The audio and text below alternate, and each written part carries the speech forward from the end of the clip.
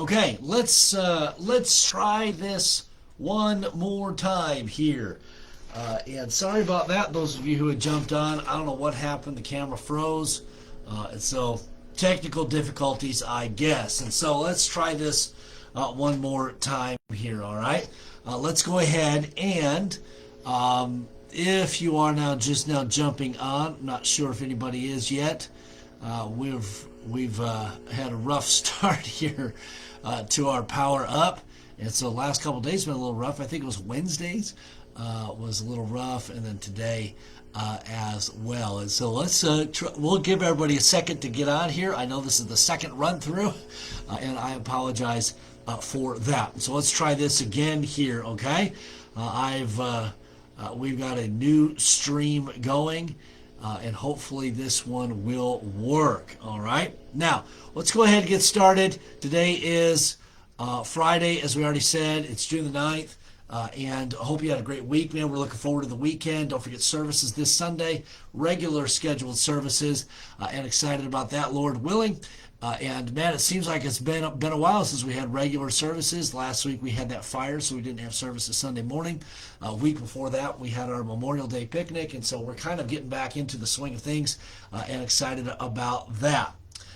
And so we'll have those regular scheduled services, and then after in the afternoon there, following the morning services, the young people, teenagers, and young people are invited over to my mom's house for the afternoon for some food and some fun, and excited about that. And so I hope that you'll take part in those opportunities as that applies to you. Once again, let's do this. Let's be sure and let's share our power up here this second time now for some of us, and I think we are good to go this time. Once again, the camera froze. Not sure what happened there. All right, here we go. 1 Corinthians chapter number 10. We began this chapter yesterday. Verse number 1 says, "Moreover, brethren, I would not that ye should be ignorant." Paul says, I want you to be learned. I want you to know what's going on. I want you to have a clue, so pay attention. How that all our fathers were under the cloud and all passed through the sea. And we noted how that the children of Israel were led by a pillar of fire by day pillar of cloud by day and a pillar of fire by night as they wandered through the wilderness. They passed through the Red Sea. We get into verse number 2, and were all baptized unto Moses in the cloud and in the sea. They kind of what's being stated here is that Moses was the leader. God had chosen Moses to lead Israel out of the slavery of Egypt and through the wilderness, and so they were all under Moses' authority. God had chosen Moses to be that physical leadership there, if we can put it that way, and they were all baptized unto Moses' authority in the cloud and in the sea, and they followed Moses as Moses followed the Lord. We note in verse number 3, and did all eat the same spiritual meat. God miraculously brought meat and food for the children of Israel to eat. All of the people ate of that. And they all witnessed. Now here's kind of the thing here. It says the spiritual meat here. Obviously, we know that God provided manna from heaven, provided for their needs physically, and fed them. But also at the same time, you think about what we're going to look at here, probably beginning more so Monday. Really, Israel as they wander through the wilderness. What are they known for? Okay, what would we describe them as? Murmurers, whiners, complainers, all of that. We'll look at that in just on Monday. But you think about it. They were all under Moses' authority. They all had witnessed God's miracles. Okay, every day was a miracle. God provided food for them. He provided drink for them. And that brings us to number 4. And did all drink the same spiritual drink. For they drank of that same spiritual rock that followed them. And that rock was Christ. Okay? And so spiritually, they saw what God could do. They had all seen God's miracles. They had all heard God. They saw the Ten Commandments, all that kind of stuff. And spiritually, they drank of the spiritual drink and the spiritual meat. It reminds me of Jesus as he says, "Drink of me and you'll thirst no more." We find the children of Israel, as they wandered through the wilderness, were never completely satisfied. They weren't satisfied with the Lord at Mount Sinai. They began worshiping other gods. The almost what appears to be maybe not quite the moment they left Egypt, but soon after they began crying and complaining and wanting to go back into Egypt, go back into slavery. Just foolishness. It says they did all drink the same spiritual drink. Man, they were all in it together, for they drank of that spiritual rock that followed them. That rock was Christ.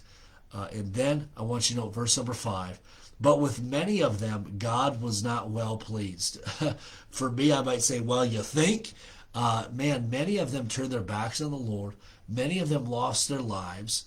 And we don't have time to look at everybody, but I think of Achan, who stole, lost his life. Those that were many that had worshipped worshipped other gods, those that had become disillusioned with the one true God, they had lost much, and many had lost their lives. I think of Balaam, the story of Balaam, how in the children of Israel, because they did not do things God's way, they lost their lives. And so many of them, God was not well pleased, okay? For they were overthrown in the wilderness time and time again because of their complaining, because of their poor spirit. God was not pleased with them, and they were overthrown in the wilderness there. And so that what we mean there, what that kind of refers to, that being overthrown, is they just wandered. You remember they sent the 12 men went to spy on Canaan. 10 were bad, 2 were good. The song reminds us of that. They had gone into the promised land, into Canaan. 10 spies brought back a bad report, and the people sided with them, and they were doomed to wander in the wilderness. God was not well pleased with them. God had brought them to the edge of the promised land, that which God had promised to them, and they say, nope, can't do it. Too scary. The enemy's too great. We can't do it. The walled cities, the giants, not good. And after everything that they had seen every day, God had met their need. They had walked through the Red Sea. They had seen the 10 plagues. They were fed every day. They got water out of a rock. God gave them victories over armies. God gave them the 10 Commandments. And we find that when they're ready to go to the promised land, they say, sorry, God, we know you promised it to us, but the enemy's too great. But with many of them, God was not well pleased, for they were overthrown in the wilderness. They were doomed to just wander. And think about for us now. What does that mean for us? When we don't trust God, we're doomed to wander. And in your life, do you ever feel like you have a lack of purpose? Do you ever feel like, man, I don't know what's going on? Well, stop wandering. Start trusting. See, the children of Israel, things would have been so much different for them if they simply would have just trusted God and said, God, thank you for bringing us out of the land of Egypt. God, thank you for meeting our needs every day. God, thank you for saving us from Pharaoh's armies. God, thank you for bringing us here to the precipice of the promised land. God, thank you for this land that floweth with milk and honey. And God, thank you in advance for giving us victory over our enemies that are in the promised land. Here we go. But that wasn't the case. They got scared. They began to doubt. And they did not obey God right away. There was a lack of trust. And in our life, sometimes that's us. we don't trust, and man, it just seems like we're wandering. It just seems like we're treading water. And so I want to encourage you this morning, where God leads, be willing to follow.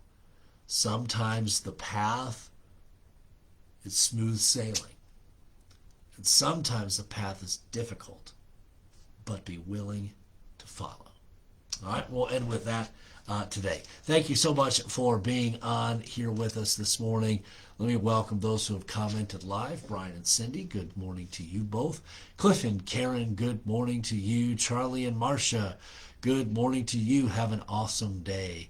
Ingrid, good morning to you. Love you. Have a great day. David, good morning to you. And Dennis and Geraldine, good morning. And you have a wonderful weekend as well. All right. Lord bless you all. Thank you for being on. We'll be back at it on Monday. Have a great day, everybody.